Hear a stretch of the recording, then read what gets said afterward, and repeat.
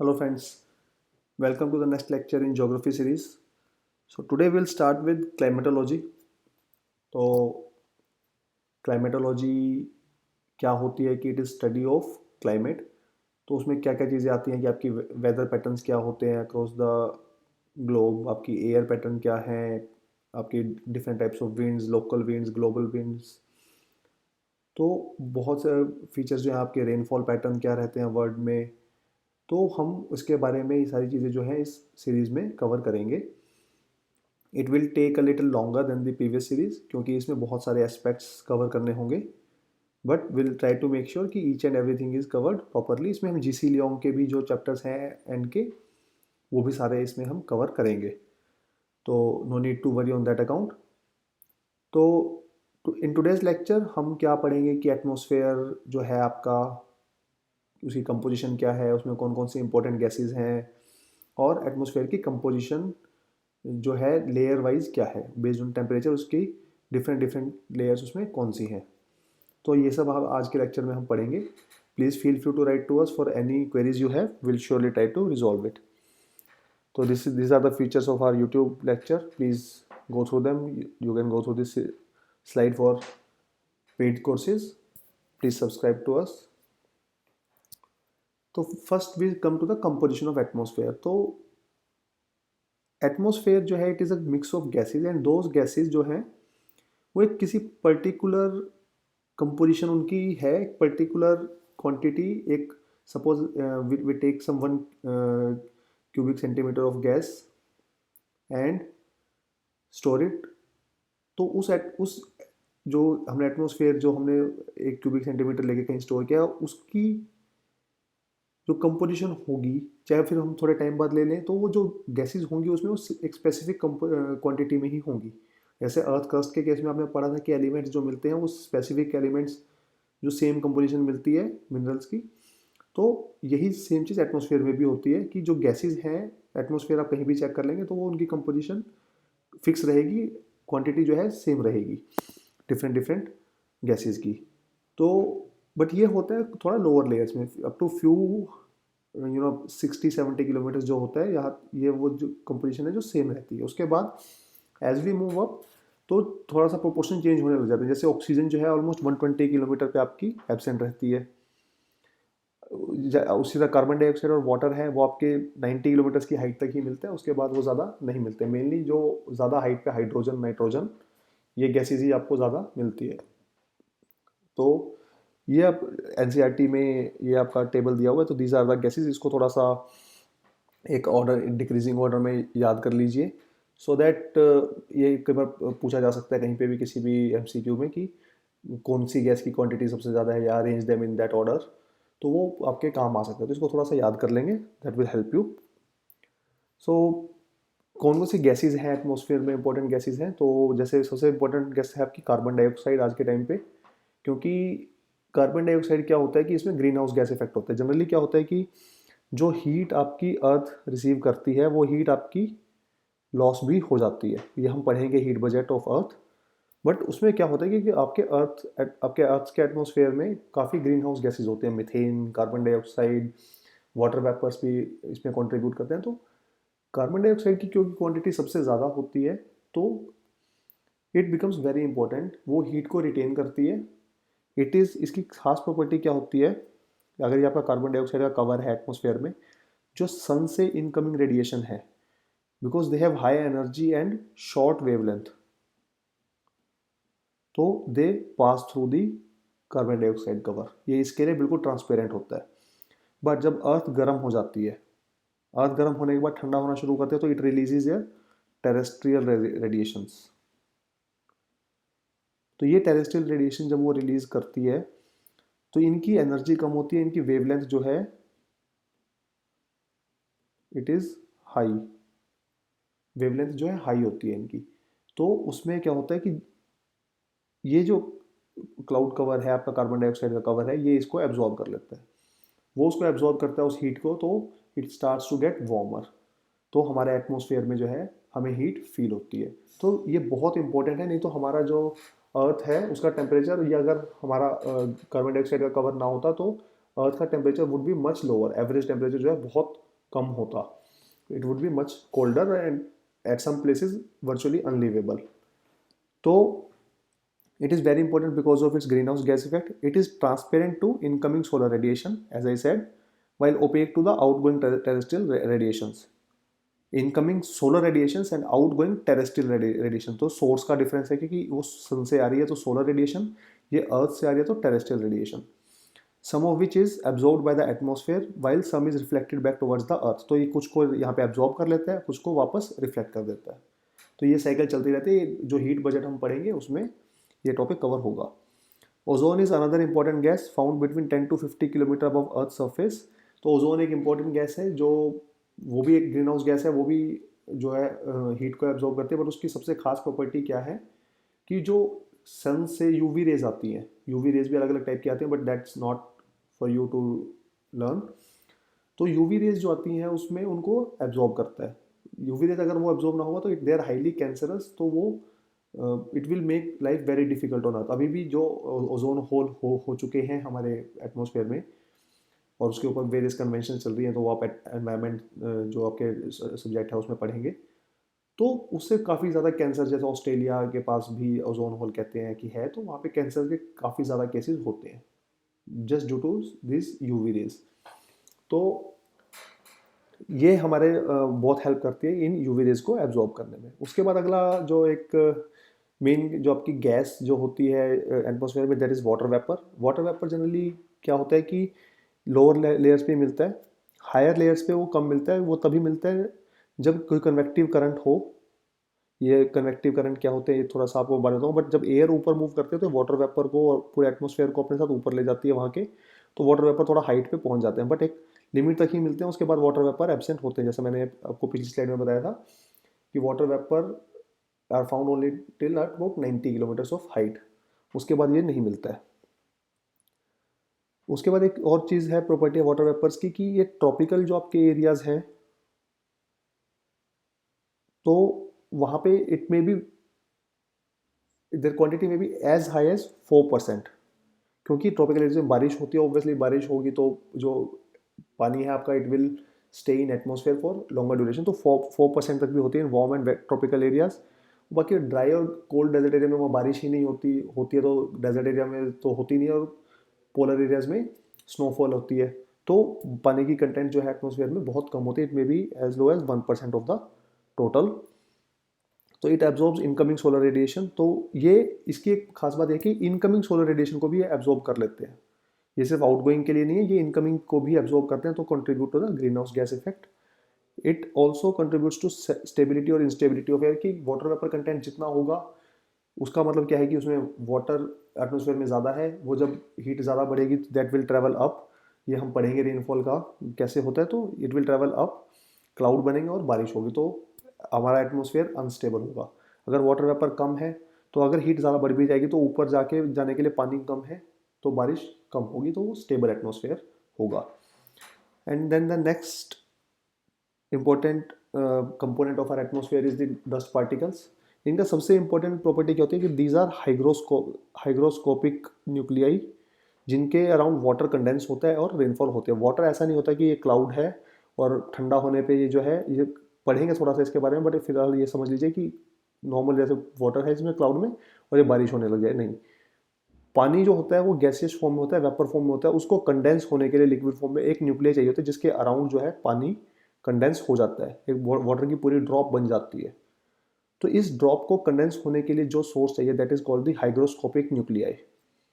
और ये न्यूक्लियाई का काम जो करते हैं हमारे डस्ट पार्टिकल्स करते हैं, या फिर डस्ट पार्टिकल्स हो गए आपके सॉल्ट हो गया सी का। तो इस तरह कोई भी सरफेस आप कभी भी देखेंगे जैसे पत्ते होते हैं आपके लीव्स के ऊपर ओस बन जम जाती है। आपके ग्लास है, आप ठंडे पानी का ग्लास भरिए और उसको नॉर्मल टेम्परेचर में गर्मी के टाइम पे रख दीजिए, तो इसके साइड में आपको जो है पानी आपका कंडेंस होकर यहाँ पे आने लग जाएगा। वो एटमॉस्फेयर का वाटर पानी है जो कंडेंस हो जाता है। तो पानी को कंडेंस होने के लिए कोई सरफेस चाहिए, वो हवा में कंडेंस नहीं हो सकता अपने आप। तो ये these act as hygroscopic nuclei, और इससे जो है क्लाउड्स बनते हैं और फिर हमारे बारिश होती है। तो दीज आर वेरी इंपॉर्टेंट। इसके अलावा इसके सोर्सेज हैं कि सी सॉल्ट है, ऐश, पोलन, डस्ट एक्सेट्रा, जो है ये डिफरेंट सोर्सेज से आ सकता है। इसमें एक चीज़ क्या है कि generally it is found in lower layer of atmosphere, but higher तभी मिलता है जब आपके कन्वेक्टिव करंट्स कन्वेक्टिव करंट्स क्या है वो पढ़ेंगे। कन्वेक्टिव करंट्स जो है उसको हायर एटमॉस्फेयर में ले जाते हैं।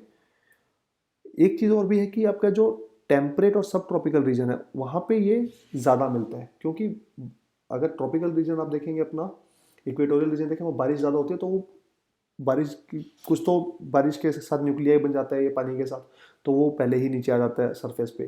कुछ बारिश अपने साथ हवा में जब पानी ड्रॉपलेट्स वाटर की ड्रॉपलेट्स जो ट्रैवल करती हैं वो जो डस्ट पार्टिकल्स हैं उनको नीचे ले आती हैं सरफेस पे, तो यहाँ पे इनकी क्वांटिटी कम मिलती है। पोलर एरियाज में क्या होता है कि डस्ट वैसे भी इतनी कम है, ज़्यादा होती नहीं, बर्फ़ ही है मेनली सारी, और फिर आपकी जो है इतनी ज़्यादा क्वांटिटी जो है होती नहीं डस्ट पार्टिकल्स की, because of remote location dust dust वगैरह ज़्यादा वहाँ होती नहीं है, तो इसीलिए आपकी जो है पोलर एरियाज में डस्ट पार्टिकल्स कम मिलते हैं।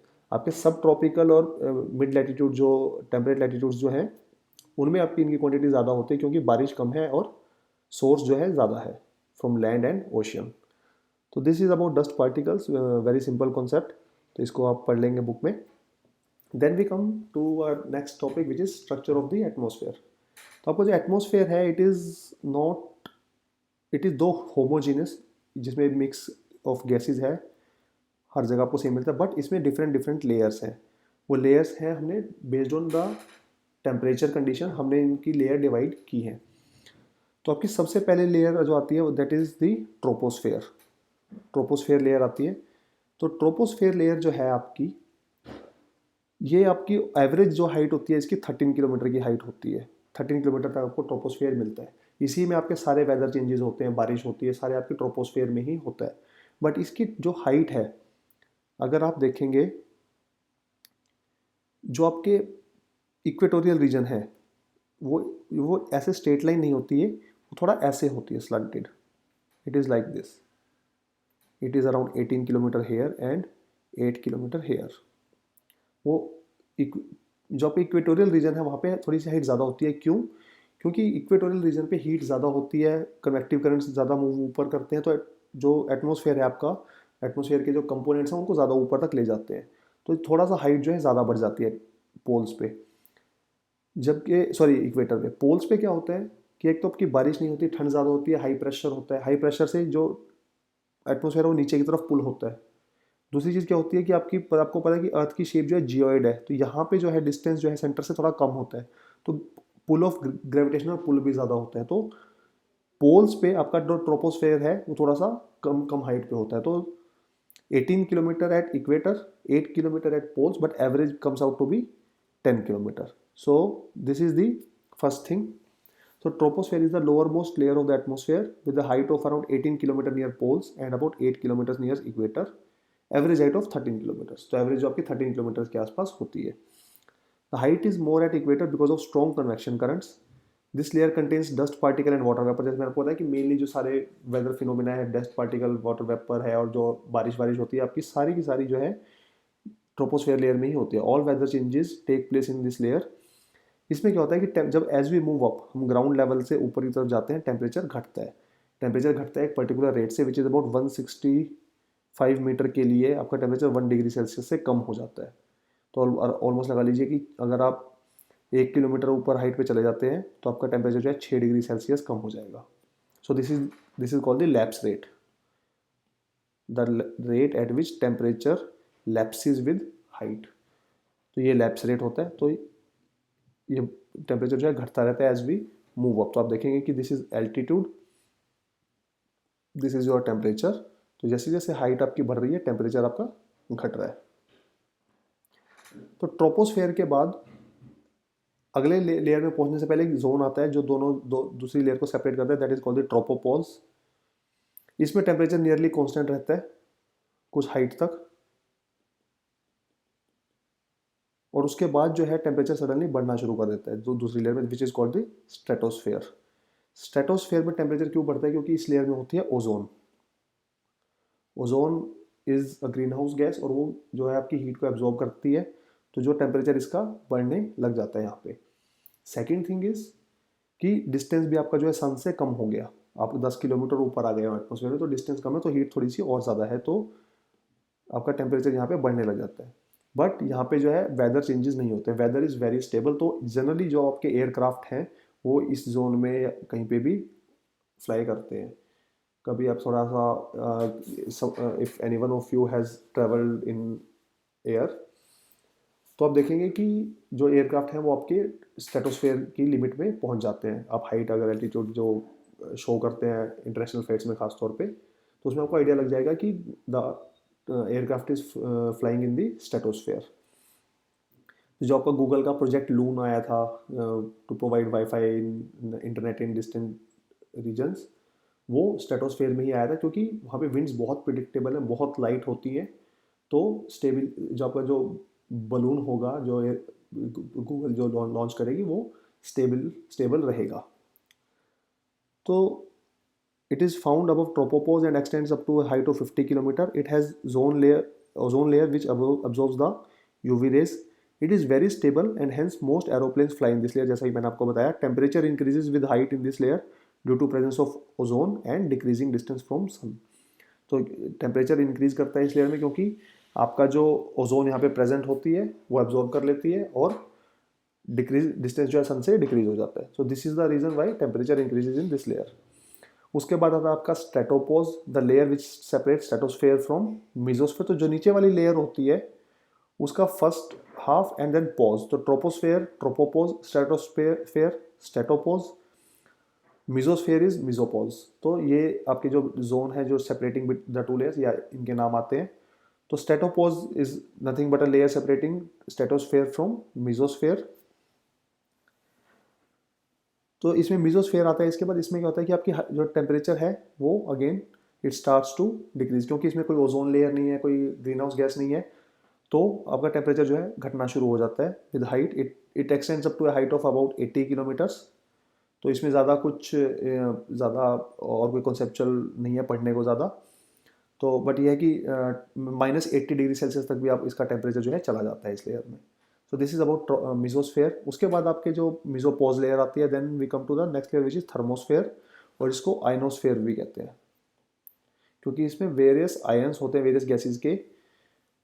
तो आयंस या चार्ज पार्टिकल, उसमें पहले क्या होता था आपको याद होगा कि कुछ पहले रेडियो जो कम्युनिकेशन, जब हम टेलीफोन कॉल्स करते थे आवाज़ ब्रेक करती थी बीच में बहुत ज़्यादा, कि कुछ पार्ट आवाज़ का आया कुछ पार्ट नहीं आया, क्योंकि उसमें रेडियो वेव कम्युनिकेशन यूज़ होती थी कि ये आपका एक सैटेलाइट एंटीना है, सॉरी एक एंटीना है, यहाँ पे दूसरा एंटीना है। मीजोस्फेयर जो सॉरी आपकी आयनोस्फेयर लेयर होती थी, यहाँ पे आयंस होते थे, सिग्नल को यहाँ से भेजते थे, वो आयन से डिफ्लेक्ट होके इस स्टेशन को वापस मिलते थे, रिफ्लेक्ट होते थे, तो आपका कम्युनिकेशन चलता था एंड देन बैक। तो बीच में क्या होता था कि कोई आयन मिस हो गया, रे सीधा निकल गई डिफ्लेक्ट होने की बजाय, तो आपका सिग्नल जो मिस हो जाता था और आवाज़ में क्लैरिटी नहीं आती थी। अब तो सैटेलाइट से आता है, सैटेलाइट पे आपकी प्रिडिक्टेबल पोजीशन है, तो सैटेलाइट कम्युनिकेशन कंटिन्यूस चलता रहता है, तो कोई इशू होता नहीं है। तो मीजोस जो आयनोस्फेयर है आपका, इसकी एक ये खास बात है कि it is use for radio wave communication, as radio waves transmitted from earth gets reflected back to the earth by this layer. इसमें थोड़ा सा और यह कि ये 400 किलोमीटर की हाइट तक रहता है, 80 किलोमीटर से स्टार्ट होता है and stage till height of 400 kilometre. It has electrically charge particle called ions, hence the name ionosphere. तो इसमें क्या होता है कि हीट आपकी बढ़ती है थर्मोस्फेयर में as we move up, but वो हीट आपको फील नहीं होती है, क्योंकि जो आयंस होते हैं वो इतनी दूर डिस्टेंस पे होते हैं कि बॉडी जब इनसे निकलती है यहाँ पे कोई भी आपकी आपका जो सैटेलाइट कम्युनिकेशन के लिए आप जो रॉकेट लॉन्च करते हो, रॉकेट निकलेगा तो इतनी हीट फील नहीं कर पाता है, क्योंकि आयंस यहाँ पे जो इतने है ही नहीं टकरा के कि उसको हीट ट्रांसफर कर पाए। That this is called conduction, conduction of heat. Conduction क्या होती है वो हम पढ़ेंगे अगले लेक्चर में। बट फिलहाल ये समझ लीजिए कि इतने ज़्यादा आयंस का डेंसिटी आपकी होती नहीं है कि वो हीट इससे कोलाइड करें और हीट अपनी ट्रांसफ़र करें इसके अंदर। तो कोई भी अगर बॉडी ऊपर जाएगी मीजोस्फेयर में और थर्मोस्फेयर में तो उसको हीट फील नहीं होगी। तो this is about your thermosphere और आयनोस्फेयर। उसके बाद जो लास्ट लेयर है that is called the exosphere. ये इट एक्सटेंड्स अबाउट 400 किलोमीटर। इसके बारे में हमें ज़्यादा कुछ पता नहीं है, तो there is nothing too much to learn about it.